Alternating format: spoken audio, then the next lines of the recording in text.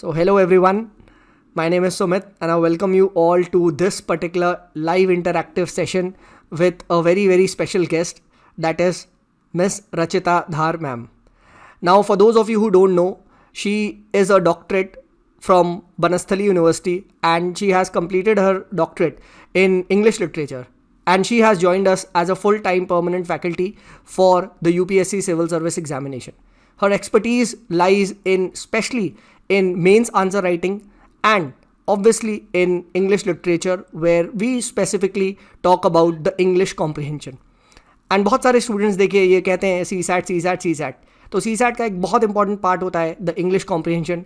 And today in this particular video we will be asking ma'am some important questions on what exactly is English comprehension. So I welcome you, ma'am. And ma'am, my first question to you is that why is comprehension so much important in UPSC? Why do you think, ma'am? Thank you, sir. Thank you so much for introducing me to the PSIR club and also to your students as well. And first of all, I will wish all the students who are writing mains this year the best of luck, and those who are preparing for prelims 2022, my best wishes are for you.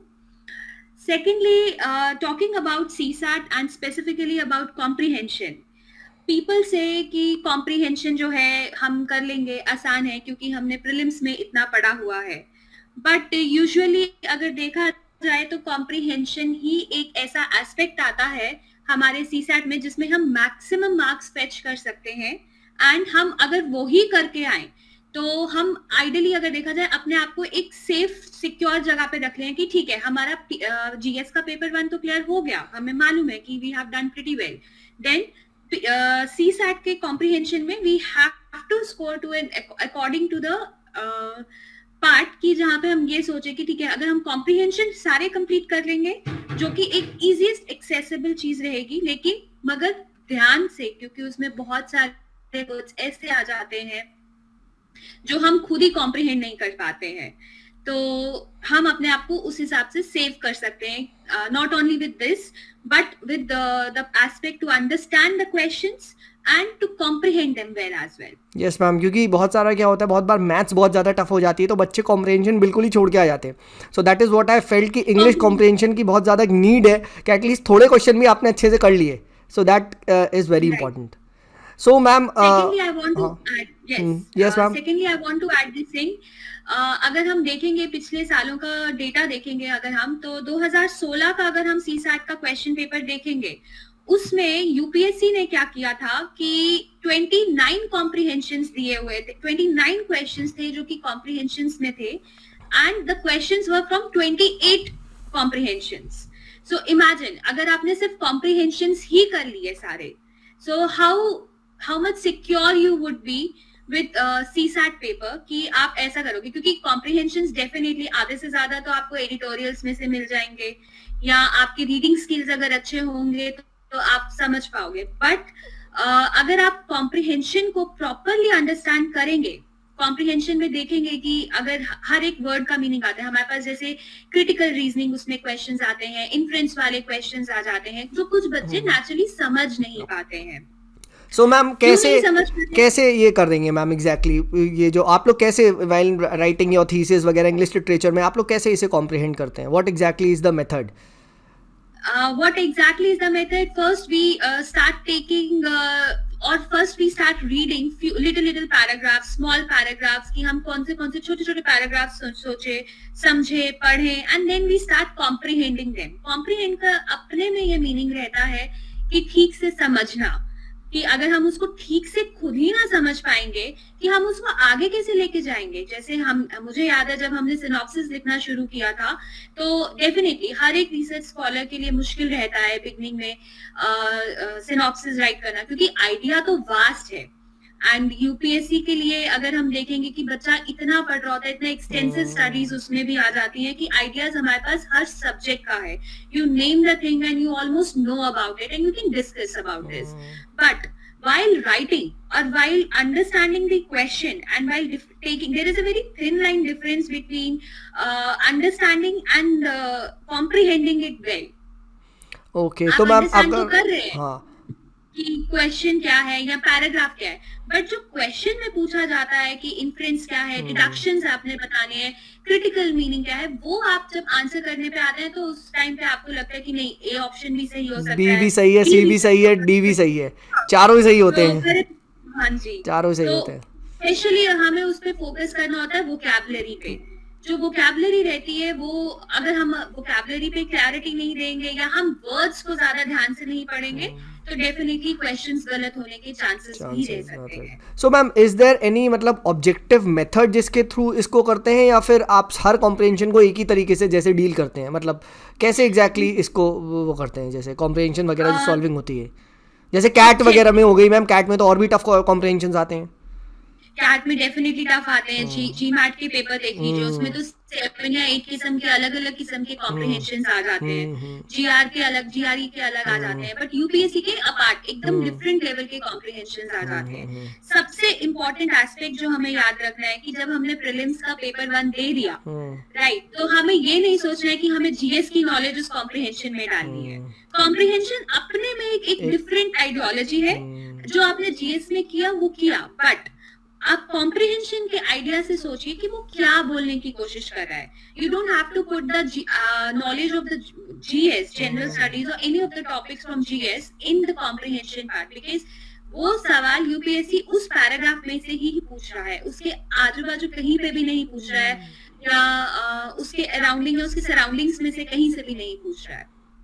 तो यही ideology इसका रहता है। And secondly, आप reading करें, reading के लिए practice की जाती है, और वो प्रैक्टिस कैसे की जाती है उसका भी एक मेथोडोलॉजी रहता है।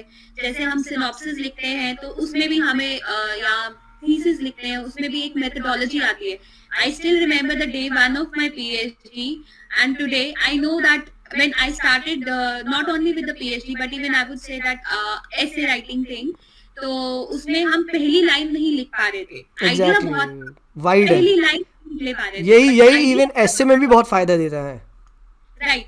But by the time we practise and by the time we learn the methodology, जिसको हम कहते हैं रिसर्च मेथोडोलॉजी, जो फाउंडेशन होता है हमारी रिसर्च का, जो जब हम वो सीखते हैं या जब हम वो कॉम्प्रिहेंशंस के लिए भी वो चीजें सीखते हैं, तो after 6 months or maybe after 1 year we learn how to do it and we are very pro at it, we are very much pro at it. Similarly, the same formula has to be applied while solving the comprehension or the reading passages from CSAT paper.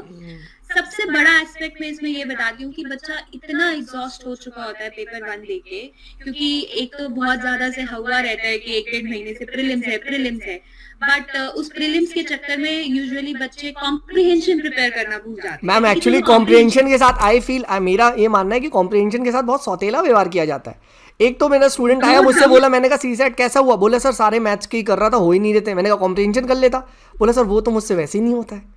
मैंने कहा पढ़ के तो देखता। आप 2021 का paper देख लीजिए सीसैट का, मतलब आप जब सीसैट इंट्रोड्यूस हुआ था तब शुरू में इंग्लिश के कॉम्प्रिहेंशन आते थे जो कि केवल 8 या 9 कॉम्प्रिहेंशन होते थे। अब तो बढ़ता जा रहा है। तो ये भी ऐसा हो गया कि एक पैसेज होता था, 5 क्वेश्चन होते थे पहले, बट आप 2011 का क्वेश्चन, 13 का या 11 का या 14 का पेपर देखेंगे और 2021 उसमें नंबर ऑफ कॉम्प्रिहेंशन बढ़ा दिए और एक क्वेश्चन डाल दिया, एक कॉम्प्रिहेंशन एक question.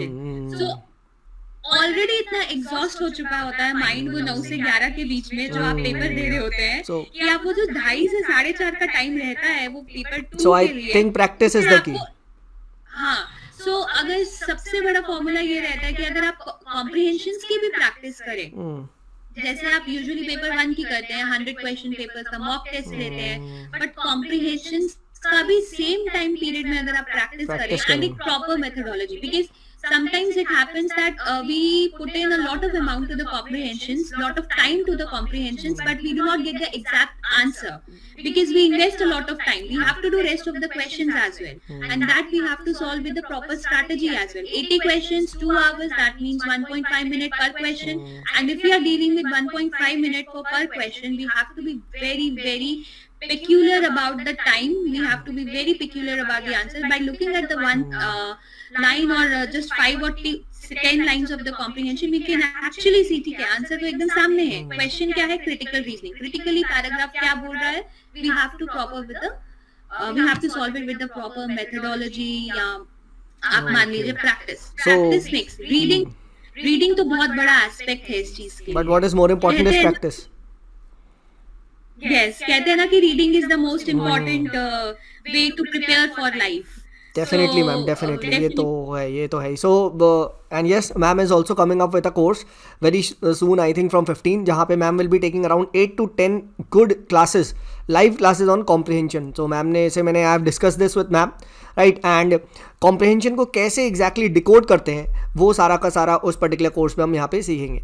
So, I hope this particular session was very very useful, and comprehension is very very important as ma'am rightly told, and it requires a lot of practice.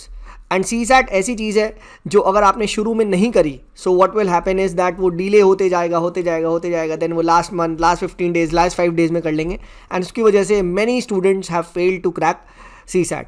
So comprehension is definitely a key, and ma'am will very soon come out with a lot of videos on how to solve the comprehension, the types of comprehension, and then she will also start off with a full-fledged course. So thank you so much, ma'am, and from the entire PSIR Club family, I welcome you all to the PSIR Club, and hope to see many more new courses from you in future. Thank you so much, sir. And I wish all the students of PSIR Club best of luck for the upcoming mains examination and for the prelims to 2022. I hope to see them all in my CSAT comprehension classes. Definitely, ma'am. Definitely. Because, yes. Okay then. See you, ma'am.